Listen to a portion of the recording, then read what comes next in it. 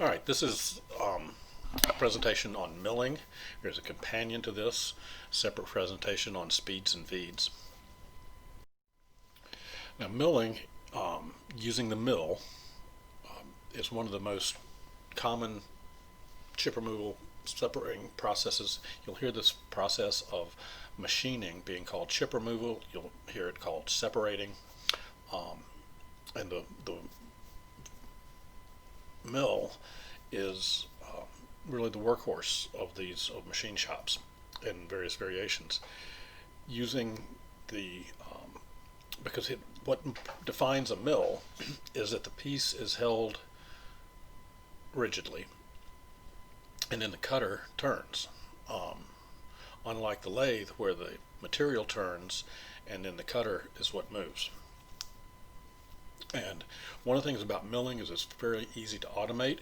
You will see in the videos descriptions of the X, Y, and Z axis, and that becomes very critical in just understanding how to do it manually, but certainly to automate it. Makes it very simple.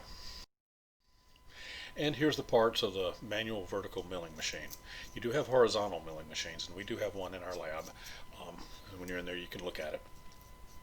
But these are the parts. You've got the drawbar, which is really just a long bolt that holds the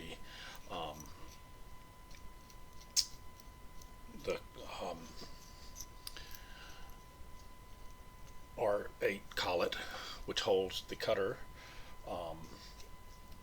You have the quill for a Z adjustment. You have the knee for a Z adjustment. The table is both X and Y, and you got handles at either end that allow you to move it in the different directions. Very simple, just a few names.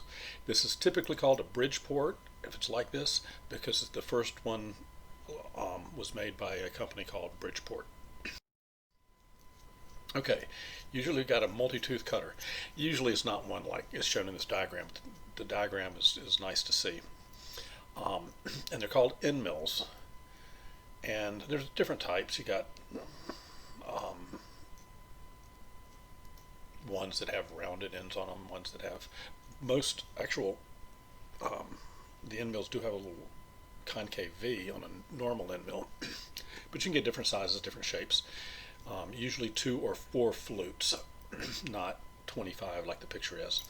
But the diagram does show this, the tool is spinning and the material is being pushed into it. You have, well, a couple of different types, but the two main types of milling operations, one of them is called a side. You can see it's more peripheral, and that's where you're using the side of a end mill cutter. Yes, end mills have sharp and cutting edges all the way up the side, unlike drills. Drills do not cut along the side, they only cut at the very tip. But these, however, these end mills do have cutting surfaces going the full length of the flute of the end mill. The other type is face cutting, and you can see in this case the bottom part of the end mill, which is also a cutting surface, is cutting a groove into that particular piece of material. So you're cutting at the end of the cutter. Now, sometimes when you're doing that, you're also cutting along the sides. One groove like this makes a situation like that.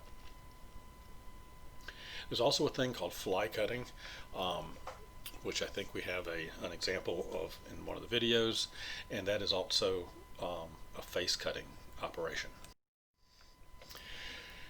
Now, one thing about a mill is that you can turn the rotation of the machine in either direction. Not true of the lathe. The lathe has to cut with the material coming in front of the cutter, but here you can go different, rotate the cutting head in different directions. And in this case, what's conventional milling would actually parallel how you would cut with a table saw, in that you're pushing the material through a blade that's cutting up in this direction. You're It's a common way of cutting. The leading edge picks up a little bit of the material and moves it out, and then the next tooth, the next flute, whatever it is you're using, either the end or the face, comes in and moves in. The other category is called climb cutting, and here you'll notice that the rotation is such, and the got to be in the direction of the cutting head.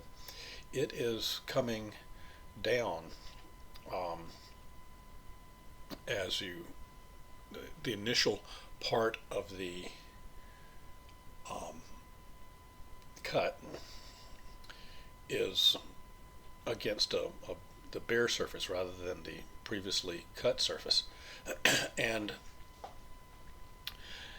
this can have a couple of things. It can increase the load on the table and on the cutter because you got this piece digging into the cutter's digging into a piece of metal and then pushing it in the direction of the feed, and it has some issues with that.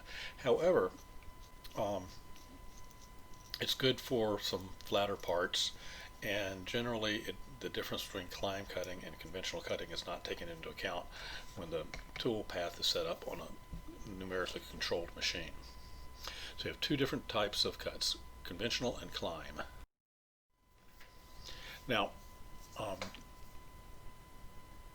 there's a lot of things that you can do with that increase the accuracy of a manual milling machine. They typically can achieve half a thousandth accuracy. Typically, good machinists will typically run between have a tolerance accuracy of about 1 to 2 thousandths of an inch in accuracy.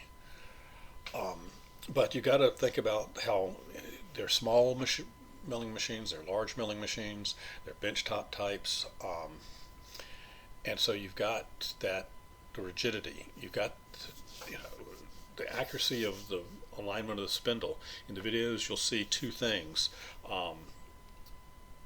tramming the head, making sure that head is lined up straight, and then indicating a vise. And when you get the vise in there, if that fixture, that vise is not perfectly accurate, you're not going to have good accuracy in making your parts. Now, the condition of the cutter is they do wear out, and I've said that we don't worry too much about coolant in this class, but it is something to consider if you get into if you actually do this outside of this class. Modern coolants are far better than some of the stuff that used to be out there. You also have, how powerful is the machine. The more powerful the machine is, the more accurate it's going to be. Now, the variables that go into doing things on a milling machine are the speed at which you rotate the cutter. I haven't showed you the formula yet, but I will.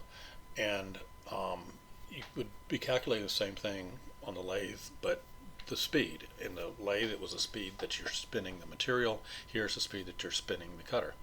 Your depth of cut is a variable. I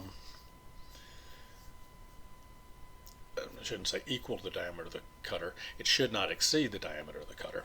It should actually be about half the side diameter of the cutter, maybe. The feed rate, that's how fast the table is moving. It can be different for each, how fast you do that. These are the same parameters that we're discussing on the lathe. And so in the next presentation, you'll see how this all fits together. For right now, let's leave it that hard material you go slow, such as steel, and aluminum is going to be in the middle. Plastics are soft, so you go fast. Um, you would have to take about the hardness of the cutter. You can get milling cutters, end mills with different coatings that make them harder. Um, you can get ones with inserts, um, all kinds of different things that you can get, and that would also impact how this would work. Now, you saw the Bridgeport, picture of the Bridgeport. Well, this is another type of milling machine. And if you really sit here and think about it, it is very much the overhead machine. The red thing is what holds the cutter, and it can go up and down the z-axis. The table can rotate in the x and y axis, and so you've got the same thing. In the Boeing factory, they have milling machines where the operator actually rides on top of the machine as it goes and is machining the spars, the critical components of the wings. They're all one piece, and they have to be machined. And the guy gets into a little cabin at the top, like a tractor, and rides across the top, monitoring things from up there. This is the kind of machine you'll see more often in a machine shop or in a manufacturing facility.